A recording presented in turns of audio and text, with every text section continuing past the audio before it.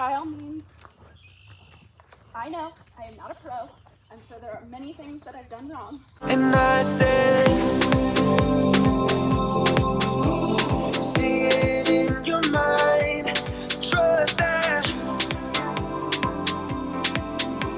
have what it takes inside, 'cause you can make it too. If not says who, yeah, you can make it too. If not says who,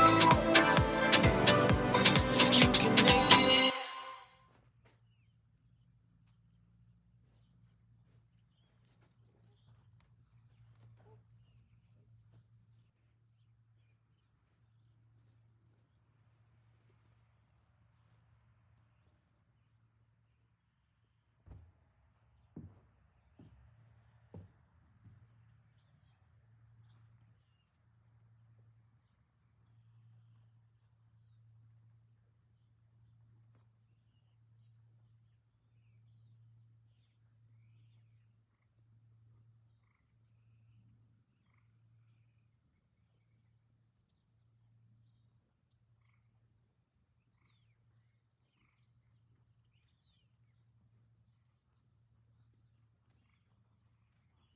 I forgot my trainer rode in my saddle.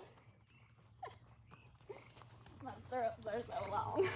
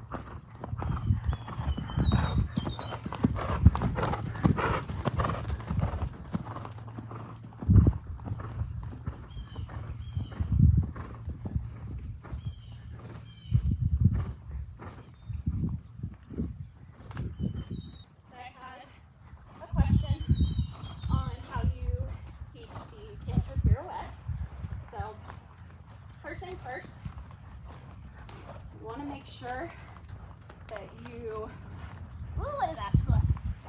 You want to make sure that you have a half halt and a halt just from your core, that you can rein back just from your core. So I like to teach him backing up from the ground first. He already had these bones installed, but I did teach him how to rein back. So as you can see, I sit up, tighten my core, he stops, and then when I want to back up, legs come back, and I just kind of lean back a little bit. So then, once you have the basics of the half halt, the rein back, then you want to start teaching the haunches in. So let me get on a straight line here. So the cue for the haunches in is the outside leg comes back. So you want to have a bend, but they need to be able to bend and be soft in their jaw before you teach them this. So then haunches in this direction. Oh, he's like, oh, are we doing a walk pirouette? Come on. Nope. There. Okay. So haunches in that way. And then, once you've got the haunches in, then all you need to do for the walk pirouette, and it was a hard, 10 was tough, so if their head comes up when they learn this, it's not a big deal. For walk pirouette, you still want that forward movement, and then step, half halt, leg, half halt, leg, half halt, leg, half halt, leg, half halt, leg. That half halt controls that front end. You start seeing the rein back in second level, or not the walk pirouette in second level. Just need to make sure, oh, see how he got stuck there on that hind leg a little bit. That's his hardest direction. This direction is very easy. So I sit up, you can see I'm keeping this outside shoulder back, and leg, leg, leg, good for me. So once they know the walk pirouette, it's very easy to transition that to the canter, but you have to have first that half halt set up, because when I go to collect the canter into that pirouette canter, you're going to sit back a little bit, tighten your core, and then half halt that outside rein. So show you what I mean. His right lead is easy to lead, so let me show you what I mean when it comes to the canter collection. I can't remember where you see this in which test, but you can see I'm going to sit back. There it goes. And then let it out. There. I'll do it one more time. Back. He almost got called. Hey, buddy. See, even upper level horses make mistakes. Even that was me just going into that a little too hard.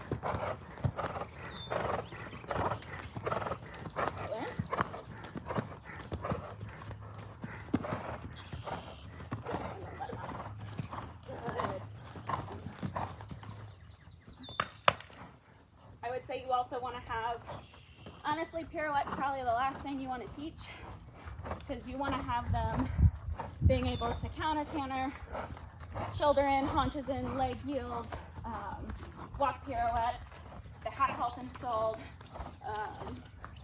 There's a lot of steps building up to that you want to do first. So, I'm going to let him walk for a second. So, it's not just like you get on and teach them. It's a very difficult movement, and it helps if the horse is put together and they're more compact and they're uphill. It makes any of the collection work easier. So, for instance, 10, very long back, then he's straight up and down behind. So conformation-wise, it just puts that against him in learning that movement. So in the next video, I'll show you tens. Okay, so let's do the actual pirouette now. We're almost done.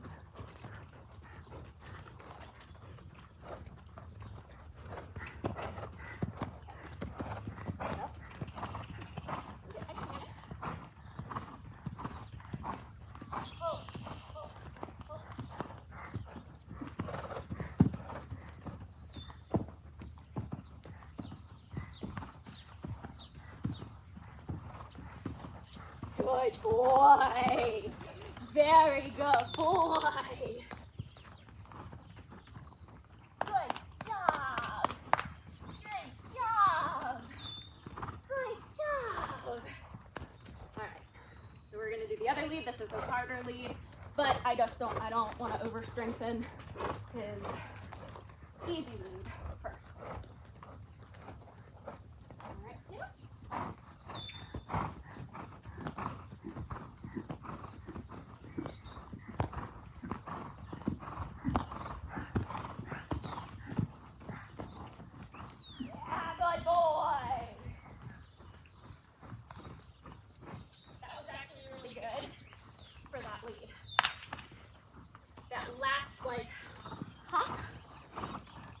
Was basically the entire pirouette is what he used to do, because it's hard for him, especially on this is his weaker hind, and that's due to his hips being uneven. This hip is lower than his other hips. Anything really having to push off with that right hind is always going to be a struggle for him, just because he's uneven. So I try to do more conditioning on the other side, but I also don't want him to get sore. And I also want him to feel like he's doing a good job. So I don't just work the weaker side. And I will say, I probably work his easier side more, just because for him, I don't want him to feel like he's constantly doing something wrong, or he's like frustrated because he can't do it, or he feels like he's in trouble. So that's why I will work that side a little bit more, but not a ton more. If we're doing something, introducing something, or practicing something, we'll do it on his easier side, just because that just works better for him. But if I constantly worked his weaker side, he would hate his life. So there's a little bit of give and take there. He says, I'm so itchy. It is like 85 degrees. He's starting to shut out. He did get clipped this winter before he went to Florida, but I'm going to want to clip him because he's just going to shut out again. And we've got some cooler days coming up next week, but we are in almost full-blown Midwest summers. So I hope you guys enjoyed that. By all means, I know I am not a pro. I'm sure there are many things that I've done wrong, but I have had him for 2.5 years. I got my bronze medal on him. Well, 10 got my first and 1 second level score, but I got my third scores and 1 second level score with him. So I have a lot of body issues that make things a lot harder for me. And my back injury and my neck injury just really make it hard for me to sit back. So my upper body, especially in the pirouettes, come forward. It kind of naturally does anyway, but for me it's even worse. So don't hammer off in the comments saying, oh, you suck, you don't know what you're doing. I do know what I'm doing, but just because I know what I'm doing doesn't mean that I can make my injured body do what I know I'm doing. That makes sense. So we're gonna cool out now. I'm gonna hose him off, and then it's your brother's turn, huh?